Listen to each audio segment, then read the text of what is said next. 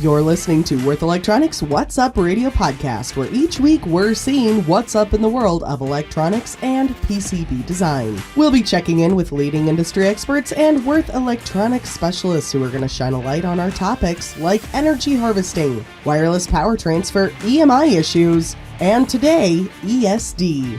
Tune in to get technical design tips and applications during your commute, at your desk, or wherever you might be, with Wurth Electronics What's Up Podcast.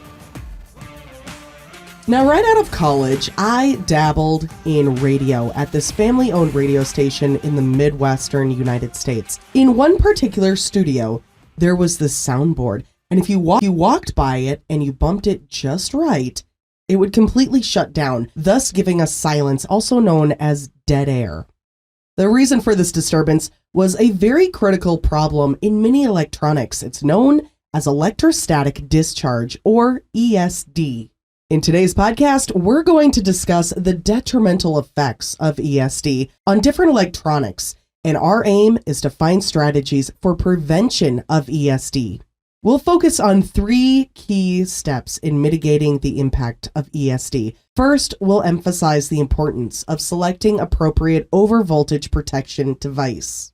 Then we'll discuss the physics behind ESD, providing an insight into the mechanisms. And lastly, we will underscore the significance of a well-designed PCB layout in combating ESD.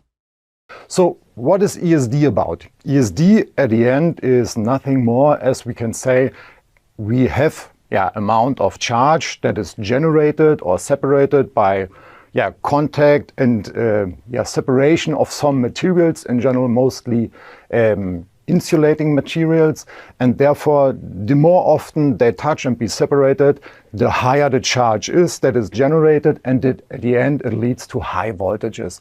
Those high voltages can cause main failures in electronics just because of the point if we then touch somehow any conductive mechanics or circuitry, our device under test maybe, our own product at the end, then it can cause damages on structure of semiconductors, and that at the end leads to main failures. And this is what we want to avoid.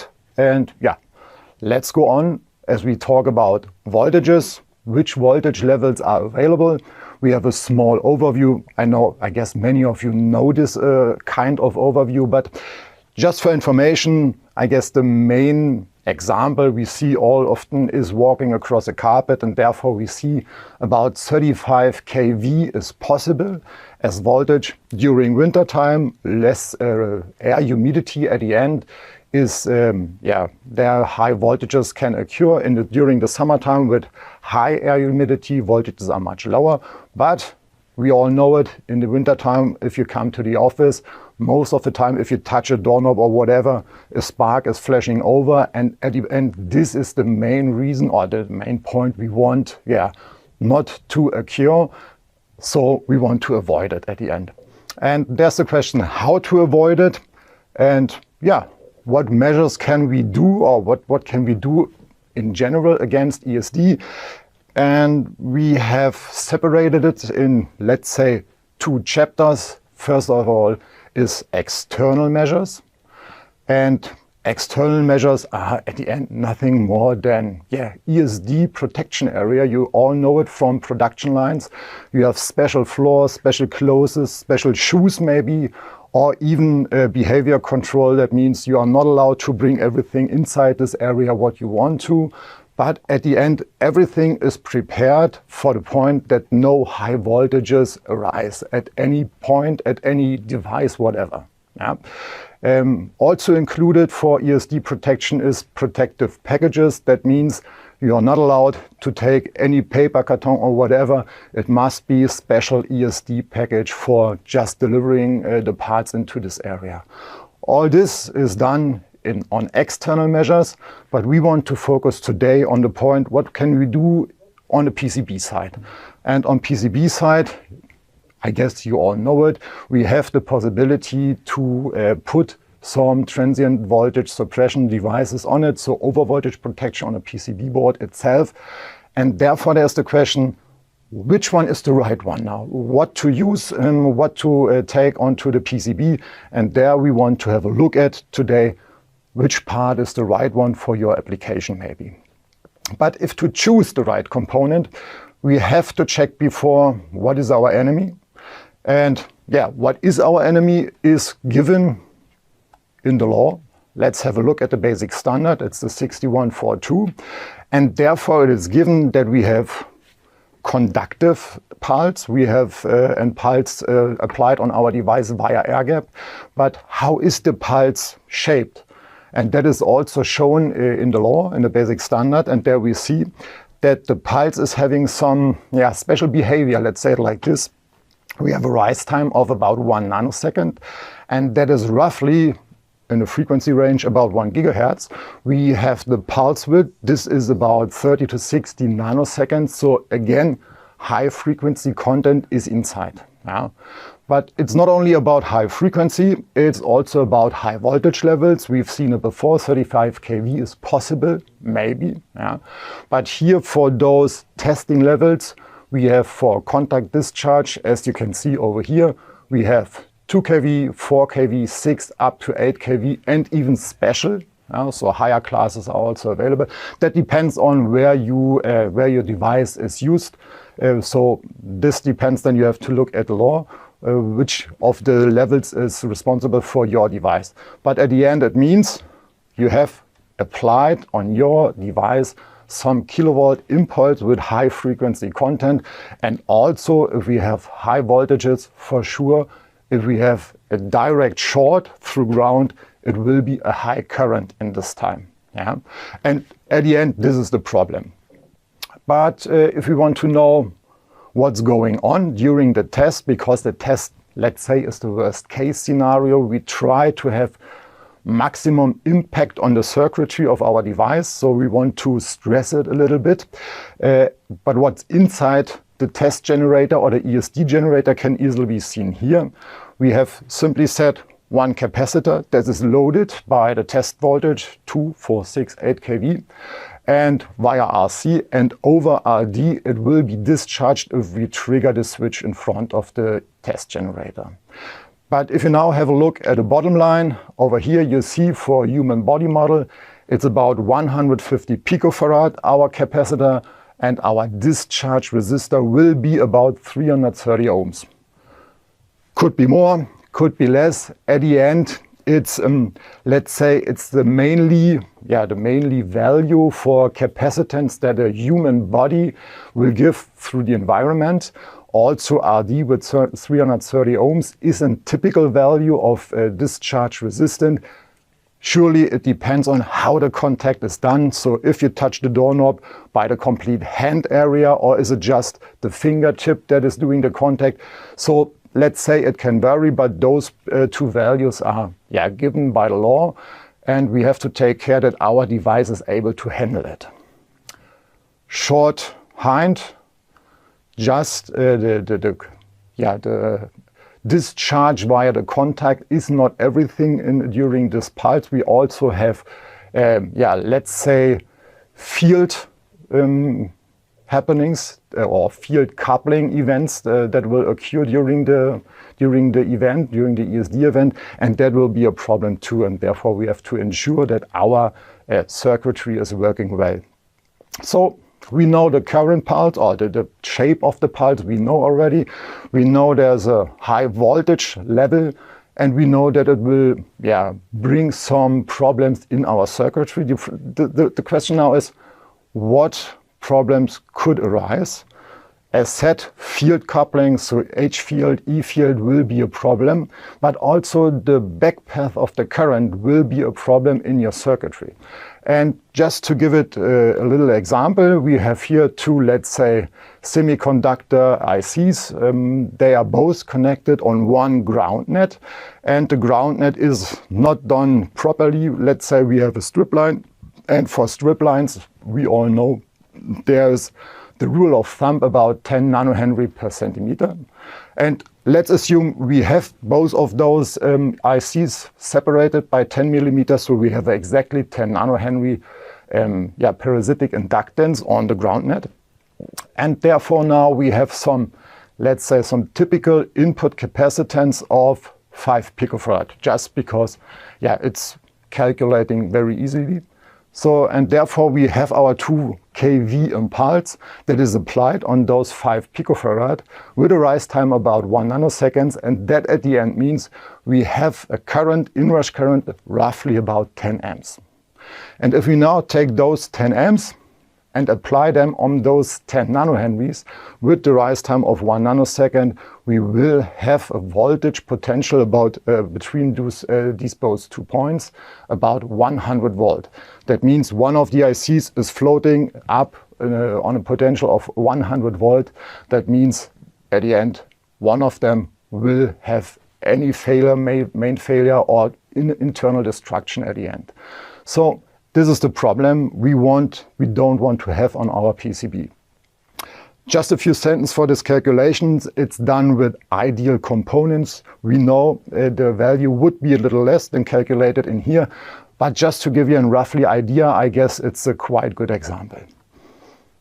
Okay, we know the impulse, we know the voltage level, we know there's a big current flowing, so we know we have problems on our PCB. Now there comes the point we have to choose which part is the best part for our application, and therefore we have to say there are plenty of parts available in our portfolio. You have to choose, you have the choice, and the question is where you have to focus on to take the right part. Therefore we have a short overview with, let's say, parts that are available in this area, and let's start with our TVSP, our power TVS diode. It's more or less overvoltage protection for DC applications, but also it has an impact on ESD purposes. You can use it at the end.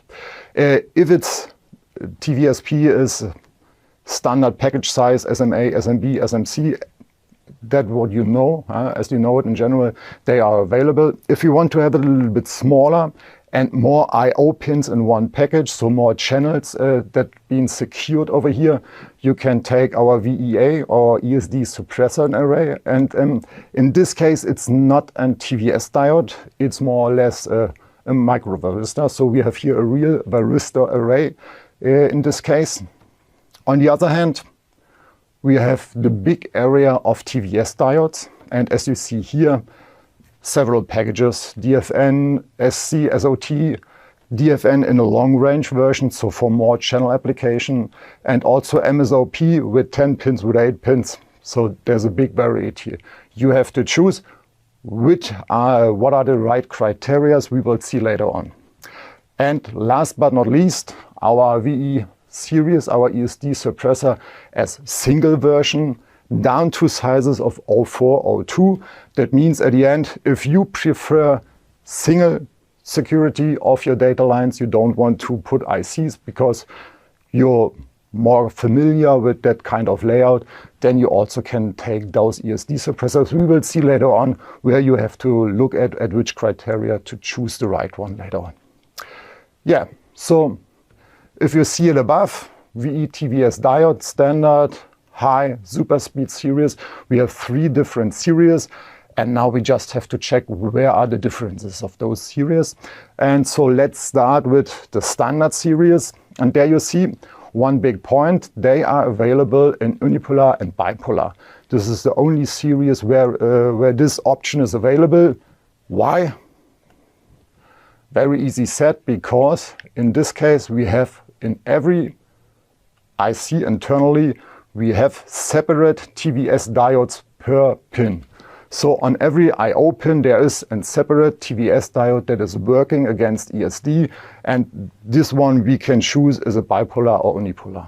At the end, it's the standard series for, let's say, low speed application or DC distribution, because we have, let's say, quite high channel capacity up to 12 picofarad. From 12 picofarad up to about 1 nanofarad roughly. So it's quite high channel capacity. But for low speed application, absolute a good choice. As said before, many different packages available, but let's focus on one package, DFN 6010. Why? Standard series, yes. Unipolar or unidirectional, bidirectional available, yes. But what is the point on this package? It's a TVS diode, but it's also referenced for burst and surge. You can have a look at it in the data sheet. There you will find data is given even for those overvoltage events. So quite small. It's a quite good device against TVS, burst and surge. So just have a look at it for DC application for sure. Yeah, so these are the informations regarding standard series. Now we have to check what is the difference related to high speed and super speed. So one point is, we have said it before several times, one point is the channel capacity, as we are talking about super speed. Or let's first begin with high-speed series. For high-speed series, channel capacity is about 1 picofarad to 3 picofarad. And for super speed, we are about in an area of 1.2 to 1.6 picofarad, so even smaller channel capacitance. But what now is the main difference in internal structure? You see it here. In this case, for high-speed and super speed series, we just have one big overvoltage or one main overvoltage protection device, always shown in the middle of the IC. And the rest of those diodes that are connected to the pins are more or less rectifier diodes that will forward the positive ESD impulse directly through our overvoltage device. And the negative impulse will directly redirect it through ground. So it's directly through ground, and we are out of this impulse at the moment. But now we see that there is another pin, pin 5, so the VDD pin. So what is it good for? And as you can imagine, we would here put DC voltage on, so our rail voltage, and at the end this brings down again the capacitance of our main overvoltage suppressor, so our device can react much faster. So if we give our device more power against ESD by putting VDD on pin 5, then there comes the question, what is now this diode good for in this version over here? So let's assume you put together two devices via an USB connector, and maybe one device is already powered, the other device is not powered yet. That means one device is already sending signals through the data lines, and if the second device is not powered, my VDD would be 0 volts. And that would mean that all the data would be redirected through VDD to feed the internal capacitor of the net. And that is something we don't want to have, we want to avoid, and therefore this diode is built in several of them. You can choose, just have a look at the data sheet. It's an option, it's not a must. It depends on your circuitry, on the behavior of your device. But you can do it, that's for sure. Okay, so these are the main differences between high speed, super speed and standard version. And now the question comes, when to use or what part is suitable for which kind of bus type. And therefore we have this short overview from our website, from our web page, and there you see some hints in the list. And over there you can easily see recommendations, which is the best version of bus type for this TVS diode. And at the end it means, if you don't know really which is the best part, how should I choose it, have a look over there, and then you have some kind of reference what you can use, and you will see the parts what are the best for your application. So just go on web page and check it out, and then you know the best version for your case. Also, we talked a lot about channel capacitance. Therefore, you see it's given here. You have an overview, what is the typical channel capacitance, so you can roughly estimate what is the best part here for my application. Always a good point to see, to get the right choice over there for your product. Okay, so we talked about channel capacitance. We've seen before many internal structures, but at the end, what are the points we have to consider for using or for choosing the right TVS diode? And this we can see over here. So we have a little list for TVS diode selection, and it's about 4 points here in this case. And point 1 is, as seen before, channel operating voltage. So if you want your device to work properly, you have to take care that the channel operating voltage is suitable through your normal voltage on your device, or bus level voltage at the end. Why is it that important to know it? Because if you see above, here we see the breakdown voltage of the device. That means if you have a 5-volt level on your bus or on your signal, whatever, then you have to take into account above a voltage of 6 volt, your diode will draw a current. That means you will have an impact on your signals, and you don't want to have this point reached. So therefore, take care about channel operating voltage. It's very important. First one. Second one, we've seen a lot, channel capacitance. We've talked about it during the several series we have. And over here now you see we have 2 of them. We have 2 input capacitance values, and that's for a reason. We have the normal value, the C channel, the channel input capacitance. That's for, let's say for single-ended signals. So signals reference to ground, I2C, SPI, all this stuff. There this capacitance is relevant because it's the load of the driver of your bus, and the bus driver has to handle this capacitance. So you have to take care that signal integrity is given. So therefore this value is very important. If you now switch over to, let's say, differential pairs, also to differential signals, there you have the problem that you have 2 I/O pins that are responsible for your bus. So there it is important how big is the capacitance between 2 I/O pins of my TVS diode. And this is the value given here, channel to channel input capacitance, so C cross. So if you have differential pairs, you have to look at this value. As a rule of thumb, you can estimate it if you take the normal channel input capacitance and divide it just by 10. Then you almost get the value for the C cross value. Yeah. But both of them are very important. You have to take care about them. As we speak about, or as we spoke about signal integrity, we also deliver for the high speed, for the super speed series, the insertion loss of the TVS diode. At the end, it's the attenuation that is given by the capacitance of the diode. But anyhow, if you want to know on which frequency range you have what for an impact on my signal, you can have a look here, and therefore you will find the right values. So you have to check that the attenuation on your bus frequency is not that high, so your signal is already in a good shape and signal integrity is already given. So therefore you have the insertion loss of the TVS diode. And last but not least, clamping voltage, also an important point. As we talk about high voltage impulses and our diode has to react on them by drawing a current, there is the point that we have a voltage over our diode, and at the end this voltage is given here for the clamping ESD voltage level, and there you see for an 8 kV impulse with 16 amperes we have a clamping voltage of 10.5 volts.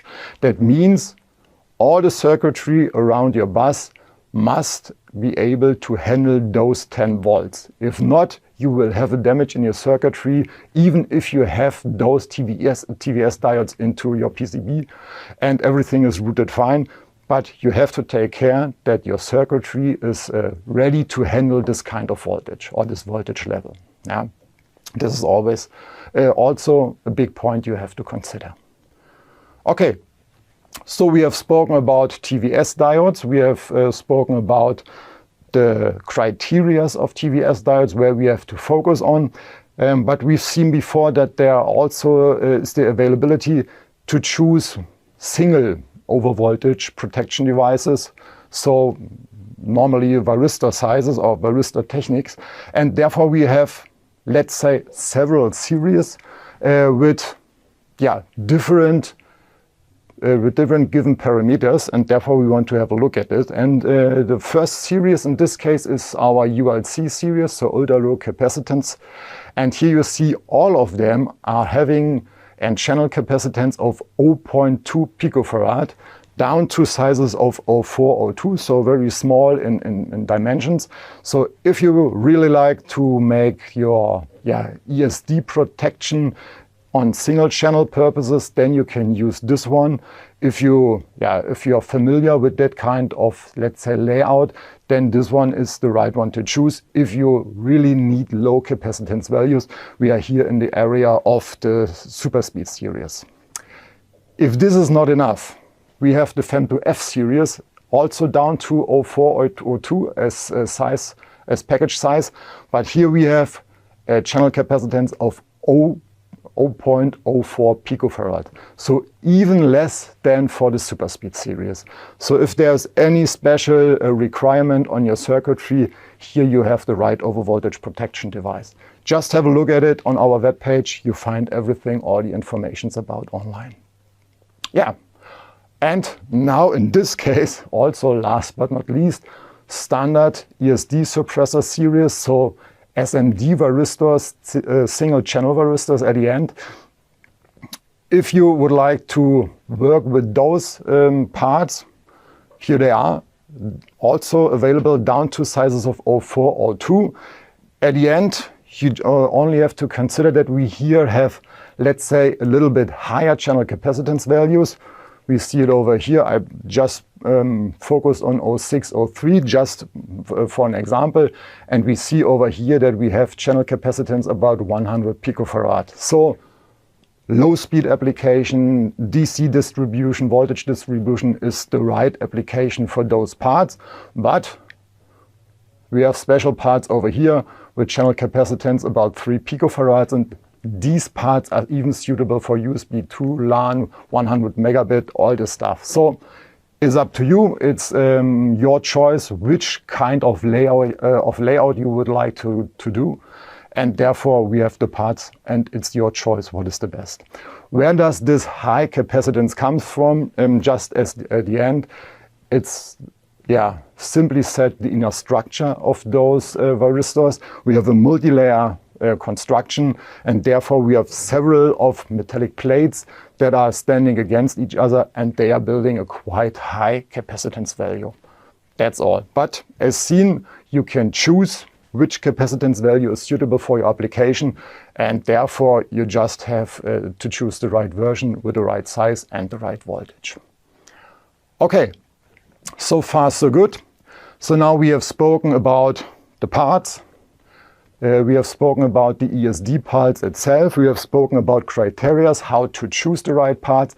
But all this stuff has no importance if we don't know what happens during the inrush current or during the ESD event.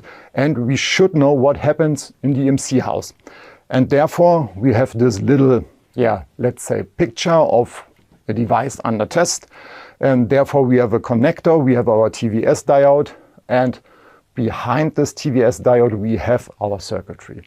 And now we put in the plug, and therefore we see maybe some ESD event can occur.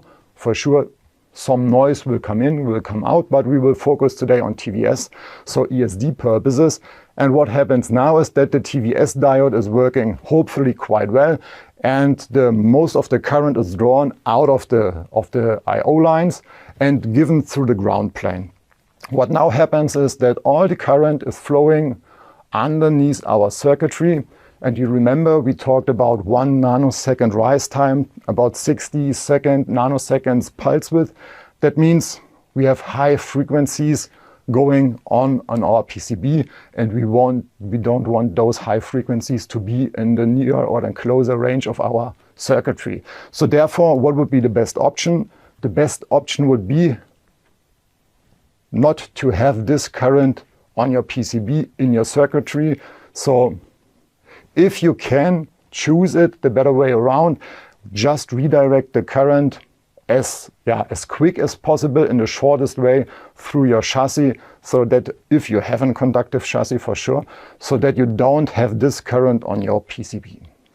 So now this picture now, wants us to know that, well, gives us the information, forward the current through the protective earth cable and everything is fine. At the end, this is not true, because now we have to see what's going on in the EMC chamber. As we talked about high frequency content of this impulse, that means that our protective earth cable is not suitable to carry those high frequencies. It's simply high impedance for this impulse. But let's have a look what will happen, or what is the ESD test setup in an EMC lab. And therefore we shrink our PCB and have a look at what will be in our lab. And therefore we have a table. We have two conductive planes, one on the table, one on the bottom. And as you can see, our ESD generator is referenced to the bottom ground plane. And this is the point you have to consider. Because what now happens is that we have to think about the impulse. And as said before, the impulse is simply said high frequency. That means, on the other hand, now we have internal capacitance that is loaded, that is discharged through our device. And now this circuit simply wants to have a short just to get back the charge, to recharge the cap or to equalize the cap, better said. So what happened now is that we have capacitive coupling from our device through the plane on the table, and from the plane on the table it goes to the bottom plane. So this is the current path you have to activate somehow by any capacitive coupling that is possible. The rest of the voltage that maybe occurs in your system will then be driven out by time over protective earth or over the normal cables for power supply. But for ESD event, this is the circuit or the current loop you have to take care about, and this must be set to secure your device. And to have this on, let's say, on the PCB level, we have brought two examples here. And those two examples are a little bit different. So we have taken them out from two of our demo boards, or let's say from our EMC sticks we have for USB-C. And let's switch to the first example. Maybe some of you already know this. It's our USB 3.1 Type-C filter board. It's, as said, a filter stick. You can put them into the lines, and the big benefit is here everything is given. You have your common mode chokes against EMI purposes. You have your line filter. This is already suitable for a power delivery mode. It's for 60 watt and for 100 watt suitable. But today we want to focus on ESD purposes. That means for us it's important now from the whole board, this area with those diodes over here. And you can see, or you can already imagine how the layout is done. As short as possible, as direct as possible, and directly referenced to ground our TVS diodes. Let's have a closer look. There you see those diodes. You see all the 3D bodies from our parts. Let's get rid of them and let's say, okay, this is a quite nice picture, but we want to see into our PCB. So let's get rid of the solder resist and even get rid of the core of the material of our PCB. And therefore we see how it is done. In green, below the bottom or below the top traces, we see a complete ground reference plane. And we see that all the lines where our diodes are sitting are not routed in a different way. That means we have over here impedance controlled signal lines, differential pair routing, but the PCB was customized in a way that the distance between the lanes, between the traces is exactly the distance for our pins. And at the end, this means we have no impedance jumps on our lines, and we can directly put our TVS protection devices on the lines with no rerouting, no impedance jumps, directly put on the lines, and they are referenced directly through ground. This is how it is done over here. Just a quick note, you see over here, one pin is missing. It's a fault in the 3D bibliothek, but the security here is given because here in reality would be a pin, and we have both data lines secured and directly referenced through ground via this pin. So as short as possible, as direct as possible is the goal, and then for sure the next goal is to put the current directly to the ground plane, get rid of this ESD current. This is something you have to consider in your layout. So as this is for, let's say, general purposes, we have the big ground, or one big ground underneath our PCB. Let's switch to the second example. And the second example is, let's say, more industrial application. And it is also given by one of our colleagues. And here we have our gigabit Ethernet front end. And as you can see, we have it in two different ways. At the end, what do we have here is a connection board between Ethernet, gigabit Ethernet, and USB 3.1. And let's say the long connection cable would be the Ethernet connection, and therefore we have a special ground system here in this board. That's why we say, okay, industrial application view, because we don't want any currents, any low frequency currents flow on the ground through our chassis, but we need our ground, we need our chassis for safety purposes, and that we will see over here. As said, we have a discrete version, we have a version with integrated magnetics, and therefore you see it over here. This is the integrated version, it's much more smaller, and the discrete component version has the LAN transformer here on the outside, and therefore it's not an RG45, it's a so-called modular jack. But for EMC purposes or for ESD point of view, we stick on the discrete version because everything is stretched out and we can have a much better look at the inside of this board. If you want any further information about those two boards, you can have it on our reference design note 16, on our application note 116, and you have the possibility to download the Altium files of both of those two boards. So you just can review all the stuff you see here. That's no problem at all. It's on our webpage, just check it out. But for ESD purposes, let's have a look at the board. And the board in 3D view in Altium looks like this. And there you see what I said before. We have divided ground plane at the end. You have here the chassis ground plane or the ground of the connector. You have the ground of the circuitry, and even for USB purposes, it's even divided. But the big point is that chassis ground and internal ground are divided and not directly connected. But anyhow, we need some kind of ESD protection devices on our boards, and they are there. You can't see them at the moment, so let's switch the board, or flip the board better said, and here you see that we have those TVS diodes directly underneath the data lines. So it's more or less the direct way over here, but just take the bottom side of the PCB. But if we already get rid of everything that is behind us and the top layer, let's put out the board itself. Then we see that we have over here our connector. Now it's red and red, it's a little bit tricky, but I guess we can see it. Now we have over here our connector, we have our LAN transformer, and over here we have our TVS diodes. That means if we have a direct contact ESD impulse, most of the time the test setup will hit the chassis of our connector. Therefore, the ESD current is drawn through this ground plane, through the outer ground plane, and therefore we can directly forward the current through our chassis. No problem in the inner circuit. But if there is a little bit of energy left and that has passed through our pins, that means we have an ESD event on our data lines.